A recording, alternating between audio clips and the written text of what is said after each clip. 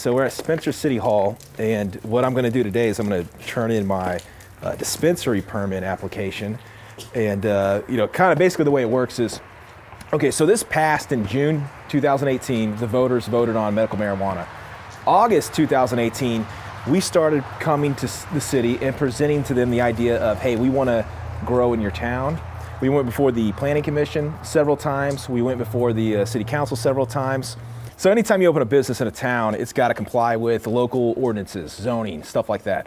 Marijuana growing, cultivation, there was no zoning for that. So when we came to this town, we pitched them the idea, hey, can we do that? We've got a location. We think it fits with the zoning scheme of what's already going on. There's already some industrial metal fabrication here and things like this, and this is not that heavy duty. And we pitched them that idea. They wanted to pass an ordinance to allow it.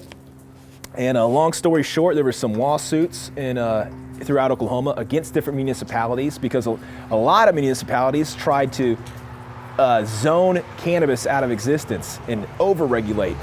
So when we sat down with city leaders, we basically came up with the idea of, hey, we are just going to, the town's lawyers said, hey, just apply for a special permit. The city thought that was fine. So basically, our building was already zoned commercial.